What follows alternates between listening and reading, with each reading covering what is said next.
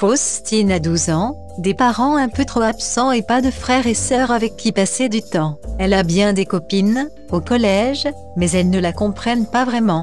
Quand elles rentrent chez elles le soir, elles peuvent raconter leur journée à leurs parents, regarder la télé avec eux. Faustine, elle, ne peut pas. Son papa et sa maman passent toute la journée au travail et quand ils rentrent, ils sont trop fatigués pour s'intéresser à elle.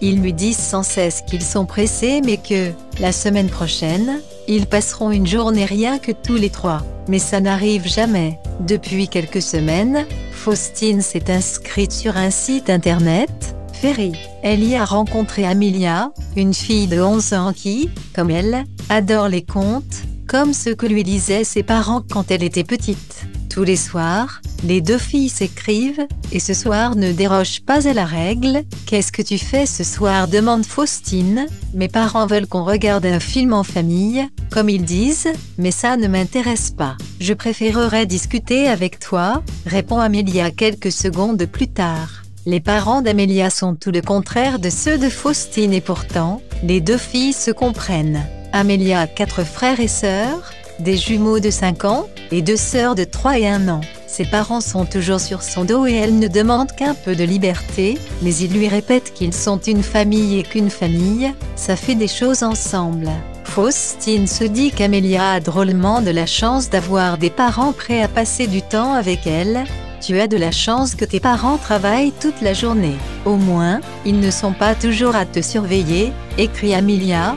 De la chance? J'aimerais juste qu'ils s'occupent un peu plus de moi, tu sais, qu'on fasse quelque chose rien que tous les 3 de temps en temps. Si seulement Faustine pouvait avoir une famille comme celle de son amie, si ça se trouve, on habite tout près l'une de l'autre et on ne le sait pas, commence Faustine.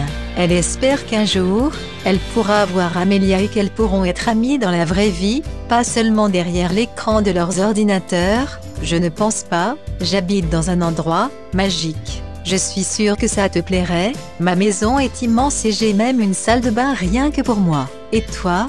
Tu habites où? J'habite dans un petit village près de Nancy, dans un appartement. Tu as de la chance, ma chambre est minuscule. Ce soir-là, Amelia ne répond pas, même pas pour lui dire au revoir. En allant se coucher, Faustine est déçue. Elle se dit que les parents de son amie ont dû lui confisquer son ordinateur pour la forcer à les rejoindre. Faustine est jalouse, son amie a tout ce qu'elle souhaite et n'en profite même pas. C'est injuste. Le lendemain, toujours aucune nouvelle d'Amelia. 3 jours plus tard, Faustine commence à s'inquiéter. Elle lui envoie des messages tous les jours mais ne reçoit aucune réponse. Le samedi suivant, Faustine regarde son Disney favori, La Belle et la Bête. Quand son moment préféré, la danse de la Belle avec la Bête, commence, un léger ding retentit. Faustine se lève en sursaut, espérant que ce soit un message d'Amelia. C'est bien elle, enfin, ça te dirait, qu'on échange nos places, tu serais moi, je serais toi. Tu aurais enfin la grande famille que tu veux et moi, ma liberté. Qu'est-ce que tu en penses? C'est tout. Amelia disparaît pendant une semaine et même pas un bonjour. En lisant le message que son amie lui a envoyé, Faustine pense qu'elle plaisante.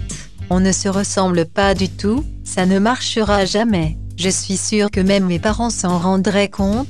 Alors les tiens, j'ai tout prévu. Tu auras juste à mettre mes vêtements et détacher tes cheveux. Tu verras. Fais-moi confiance, ils n'y verront que du feu. Allez, ça sera marrant. C'est juste pour un jour ou 2, le temps qu'on s'amuse un peu. Après tout, pourquoi pas, elle pourrait avoir un petit aperçu de la vie dont elle rêve. Faustine réfléchit quelques minutes puis appuie sur le bouton envoyer. D'accord. La réponse d'Amelia est tout aussi brève. Retrouve-moi demain, à la lisière de la forêt de Haye à 11 h, du côté de la route. De toute la soirée, Amelia ne répond plus aux messages de son amie. La forêt de Haye n'est pas loin de chez Faustine, elle n'aura qu'à prendre un bus. Le lendemain matin, le ciel est couvert. Faustine a sorti sa valise et y a mis tout ce qu'elle voulait emporter pour ces quelques jours. En fait, elle n'emporte que ses biens les plus précieux, comme une photo d'elle avec ses parents et la tirelire en forme de cochon que son papa lui a ramené de Paris, puisqu'elle aura tout ce dont elle a besoin sur place. Elle range sa chambre en vitesse et laisse un mot pour Amelia sur son lit. Elle lui explique comment aller à l'école et qui sont ses copines. Elle ajoute quelques précisions sur les horaires de la maison et lui explique comment utiliser le four. Faustine prend sa carte de bus, sa valise, ses clés et s'en va. À l'instant où elle monte dans le bus en direction de la forêt de lait, le ciel s'assombrit et une pluie torrentielle s'abat sur la ville. Heureusement qu'elle a pris ses chaussures de pluie, ils avaient pourtant annoncé du soleil aujourd'hui, marmonne la conductrice un quart d'heure plus tard. Faustine descend du bus, sa valise dans une main et son parapluie dans l'autre. Il y a tellement de vent que le parapluie s'envole dès qu'elle l'ouvre. Faustine s'aventure à la lisière de la forêt pour attendre Amelia. C'est le déluge. L'orage arrive, le tonnerre gronde. Faustine s'accroche à sa valise en espérant qu'Amelia arrive rapidement et en se demandant pourquoi son amie lui a donné rendez-vous à cet endroit. Faustine est déjà venue ici. Pour le dernier jour d'école l'année dernière, la maîtresse avait emmené sa classe au sentier pieds nus un peu plus loin dans la forêt. Mais elle a l'impression qu'aujourd'hui, la forêt est plus sombre, plus menaçante. Elle commence à avoir peur. Elle est même presque prête à rentrer chez elle. Tant pis pour l'échange, la famille parfaite. Elle donnera rendez-vous à Amelia un autre jour. Comme si elle avait lu dans ses pensées, Amelia approche. Elle semble sortir du beau milieu de la forêt. L'orage se déchaîne, il doit être juste à côté. Mais son amie n'est pas toute seule. Un très grand homme avec un chapeau ridicule la suit. Plus Amelia approche et plus Faustine comprend qu'elle aurait dû réfléchir avant de s'aventurer dans cette histoire, et que ça ne va pas marcher du tout. Le grand homme a le visage parsemé de cicatrices, et Amelia a l'air d'avoir 17 ans, au moins. Ils arrivent rapidement à sa hauteur, l'homme reste légèrement en retrait, ça lui crie Amelia pour couvrir le bruit de l'orage. Faustine ne répond pas, intriguée. Comment son amie comptait faire croire à ses parents qu'elle s'était soudainement transformée en une fille de 12 ans? Il ne leur faudra même pas 2 secondes pour s'apercevoir de la supercherie. Ne panique pas, continue Amelia. Tout va bien se passer, ils n'y verront que du feu. Faustine, je te présente Lucien. Lucien est un très bon ami de mes parents, il t'aidera à t'adapter à mon monde. Mais ne t'inquiète pas, il ne leur dira rien, il a une dette envers moi, n'est-ce pas Lucien? Je ne te remercierai jamais assez pour ce que tu fais pour moi. Je n'en peux plus de vivre avec mes parents, ils sont toujours sur mon dos. Un peu de liberté ne me fera pas de mal, et j'ai hâte de voir ce que je vais bien pouvoir faire de ton monde. De quoi est-ce que tu parles? On va bien s'amuser, toutes les deux. Faustine ne comprend pas grand-chose et n'est plus si sûre de vouloir s'engager là-dedans. Après tout, elles ne se connaissent pas. Et puis, elles ne se ressemblent pas. L'homme à l'étrange chapeau s'approche d'elle et marmonne quelques mots que Faustine n'arrive pas à entendre. Amelia attrape la main de son amie. Un grand sourire flotte sur ses lèvres. À cet instant, la foudre s'abat à seulement quelques mètres de là. Faustine sursaute mais Amelia ne lâche pas sa main. « Ah, j'ai dû oublier de te prévenir », dit Amelia. « Une fois là-bas, tu ne pourras pas revenir. Jamais. Merci encore, Faustine, et bonne chance. » Quoi? Au même moment, Faustine lâche la main d'Amelia. L'homme cesse de parler et l'orage s'arrête soudainement. Faustine regarde son amie, mais tout ce qu'elle voit, c'est elle-même, son sosie. Qu'est-ce qu'il s'est passé? L'homme au chapeau a échangé leur corps. C'est impossible, tu vois Faustine, je t'avais dit que ça ne serait pas un problème. Lucien, à toi de jouer maintenant. Au revoir. Amelia leur tourne le dos et sort de la forêt. Comment Faustine a-t-elle pu se mettre dans une situation pareille? Et surtout, comment va-t-elle en sortir? Mais qu'est-ce que vous avez fait? S'exclame Faustine à l'intention de Lucien. À partir de maintenant, vous êtes Amelia. Je vous préviens, l'endroit où nous allons pourra vous paraître un peu déroutant. Lucien l'emmène au cœur de la forêt et reprend ses incantations. Ils arrivent aux abords d'un puits. L'eau à la surface tourbillonne, puis devient verte. Vous verrez, vous ne regretterez pas ce petit voyage. J'ai cru comprendre que vous vouliez une famille. Là-bas vous en trouverez une. Vous pouvez aussi choisir de ne pas y aller. Vous pouvez rester ici et commencer une nouvelle vie dans un nouveau corps, mais vous serez seul. Si vous me suivez, vous rencontrerez votre nouvelle famille. Mais il faudra que vous fassiez un effort d'intégration. N'oubliez pas que vous avez 17 ans et que vous êtes Amelia. Après tout, se dit Faustine, quitte à être coincée dans le corps d'une autre, autant en profiter un peu. Non, Lucien la regarde et plonge dans le puits, droit comme un nid. Faustine hésite une seconde puis limite. Aïe. Faustine est tombée sur le sol dur. Lucien enlève la poussière de ses vêtements et l'aide à se relever. C'est à ce moment qu'elle prend conscience de l'endroit où elle se trouve. Elle a l'impression de ne pas avoir bougé. La forêt est exactement la même, le puits est toujours là. Les arbres sont peut-être un peu plus verts, c'est tout. Ça n'a pas marché, s'étonne Faustine. Bien sûr que si, ça marche toujours. Bienvenue chez vous, princesse, vous comprendrez, ne vous inquiétez pas. Si vous le voulez bien, laissez-moi vous conduire chez vous. Faustine hoche la tête, perturbée. Elle ne comprend pas comment tout cela est possible. Lucien agite sa main en grommelant des mots dans une langue qu'elle ne connaît pas. La jeune fille cligne des yeux et quand elle les rouvre, tout a changé autour d'elle. La voilà dans une chambre qu'elle devine être celle d'Amelia. Les murs peints en beige sont couverts de posters de groupes de rock. Des restes de pizza jonchent la moquette et des magazines sont posés sur le lit. Lucien appelle Faustine en remarquant l'absence du magicien. Lucien, où êtes-vous? Je ne sais pas quoi faire, moi. Je ne sais même pas où je suis. Vous ne pouvez pas me laisser comme ça. Amelia appelle une femme. Amelia, s'il te plaît, ouvre la porte.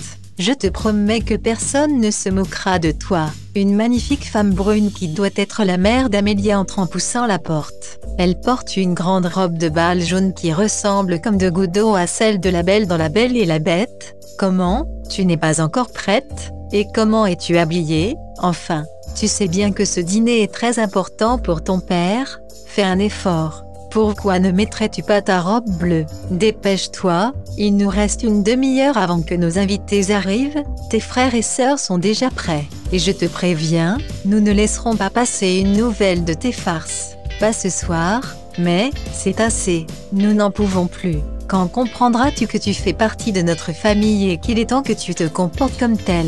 Quand tu as transformé le cuisinier en chauve-souris, nous avons laissé passer, tu étais jeune. Mais voler la baguette de Marraine la bonne fée et rendre Blanche-Neige muette, c'était trop. Tu as eu beaucoup de chance que nous ayons pu régler tout ça. Tu as 17 ans, Amelia, il est temps que tu grandisses. Elle quitte la pièce en claquant la porte, laissant Faustine sans voix. Marraine la bonne fée, Blanche-Neige, mais ce ne sont que des contes. Non, apparemment, ces personnages sont bien réels. Ce qui voudrait dire qu'Amelia est en réalité la fille de Belle. Sans réfléchir, Faustine décroche la robe bleue de son cintre et l'enfile. Elle se regarde dans le miroir. Elle a vraiment l'air d'une princesse. Elle prend des boucles d'oreilles dans la boîte à bijoux posée sur le bureau et sort de la chambre. Heureusement pour Faustine, elle n'a pas le choix entre plusieurs chemins et descend le grand escalier en pierre. Au bas des marches, la mère d'Amelia l'attend. Enfin, oh, tu as mis ta robe, je n'aurais pas dû. Si, bien sûr. Viens, je vais t'expliquer comment va se dérouler le repas. Nous attendons les représentants du monde des humains, le porte-parole des elfes et la dirigeante des fées. Ça veut dire que des personnes de ce monde sont au courant pour le monde magique. C'est un dîner très important. À ce sujet, j'ai une confidence à te faire. Le portail vers le monde des humains a été utilisé 2 fois ce matin. Nous pensons qu'un magicien a découvert l'existence du portail. Nous espérons seulement qu'il n'est pas resté là-bas. Il ne faut surtout pas que la nouvelle s'ébruite. Ça pourrait causer beaucoup de dégâts. Je veux que tu saches que nous sommes soulagés de t'avoir mise au courant. Je sais que nous pouvons te faire confiance. Après tout, c'est toi qui dirigeras le pays quand ton père ne pourra plus. Et sans lui laisser le temps de répondre, elle poursuit. Allons-y, nos invités doivent déjà être installés. Faustine suit la mère d'Amelia jusqu'à une grande salle à manger où une belle table est dressée, avec de nombreux plats et boissons. Les convives prennent place et Faustine est invitée à s'asseoir entre sa mère et la dirigeante des fées. Nous allons devoir commencer sans les humains, ils auront un peu de retard. Leur fille a disparu. Puis, elle poursuit avec solennité, nous vous avons réunis ce soir pour évoquer un problème tout à fait nouveau. Depuis la création de notre monde, nous avons fait tout ce que nous pouvions pour le protéger de celui des humains. Pour eux, nous ne sommes que des personnages de contes. Ils n'imaginent même pas que nous puissions être réels. Jusqu'à aujourd'hui, tout a fonctionné comme nous l'espérions, mais ce matin, nous avons eu la preuve que notre système n'est pas infaillible. Si les magiciens apprennent l'existence du portail, cela pourrait avoir des conséquences irréversibles sur les humains. Ils pourraient être envahis, réduits en esclavage par nos sorciers et nos magiciens. Mais que pouvons-nous faire de plus, réplique la dirigeante des fées. Nous ne pouvons pas condamner le portail, nous en avons besoin. Il faut absolument retrouver ce magicien et espérer qu'il ait gardé sa découverte pour lui seul. Peut-être a-t-il simplement voulu explorer le monde des humains. Mademoiselle Amelia, qu'en pensez-vous? Oh non, on demande son avis à Faustine et elle ne peut rien dire sans se compromettre. Elle n'a aucune idée de ce que les parents d'Amelia ont pu lui dire auparavant. Lucien l'avait bien prévenue, elle doit essayer de s'intégrer. Ouf, les représentants des humains font enfin leur entrée, sauvant Faustine d'une situation délicate.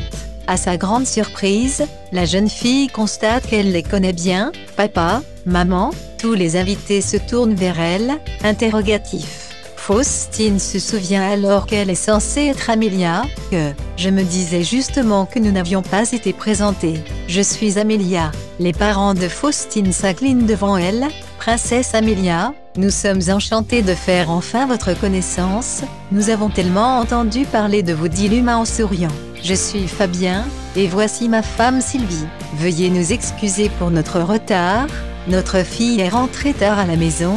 Votre fille, vous aviez remarqué qu'elle n'était pas là? Faustine a toujours le sentiment d'être seule quand elle rentre du collège. Alors elle est étonnée qu'il se soit aperçu qu'Amelia avait disparu, mais bien sûr, nous avons chacun des métiers qui nous demandent beaucoup de temps. Mais nous nous efforçons de savoir où est notre fille.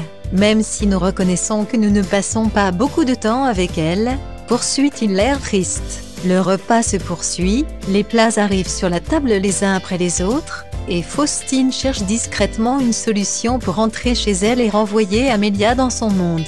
Maintenant qu'elle sait que ses parents s'intéressent à elle, elle n'a pas l'intention de rester ici et de les inquiéter encore plus. Une fois dans sa chambre, ou plutôt, dans la chambre d'Amelia, Faustine réfléchit. Comment faire pour retrouver Lucien et rentrer chez elle? En y repensant, elle a bien entendu une phrase que le sorcier a prononcée et qui semble avoir eu l'effet de la parachuter dans ce monde. Faustine ferme les yeux et se concentre. Elle marmonne les 8 mots qu'elle avait retenus puis ouvre un œil, méfiante. Soudain, une fumée bleue tourbillonne au milieu de la pièce et Lucien apparaît, sauf qu'il a l'air très en colère et beaucoup moins gentil que lors de leur premier contact. Êtes-vous inconsciente? Vous voulez que tout le château découvre votre imposture? Vous avez eu beaucoup de chance. À une syllabe près, vous transportiez tout notre monde dans le monde des humains. Vous avez une idée des dégâts que vous auriez pu causer? Faustine ne se laisse pas impressionner. Ramenez-moi jusque chez moi où j'informe tout le monde de ce que vous avez fait. Vous avez envoyé la princesse dans un autre monde et vous avez introduit une étrangère, une terrienne ici. Je crains que le roi et la reine ne voient pas cela d'un très bon œil. À la surprise de Faustine, Lucien mord à l'hameçon et prend peur. C'est d'accord, ne faites surtout pas ça. Prenez ma main. Il faut retourner au puits avant qu'il ne découvre que vous êtes parti. Il marmonne quelque chose dans une langue qu'elle ne comprend toujours pas et quelques secondes plus tard, il se retrouve devant le puits. Qu'est-ce qu'on fait maintenant? Faites comme la dernière fois et sautez. C'est trop risqué pour moi de venir avec vous. Je vais ramener Amelia d'ici. Ne vous inquiétez pas, tout va bien se passer. Quelques jours plus tard, Faustine a mis de l'ordre dans ses esprits et s'est remise de son voyage. Elle espère avoir l'occasion de revoir Amelia. Après tout, grâce à elle, Faustine a compris que ses parents avaient beaucoup de responsabilités et que, même s'ils ne le montraient pas toujours, ils tenaient à elle.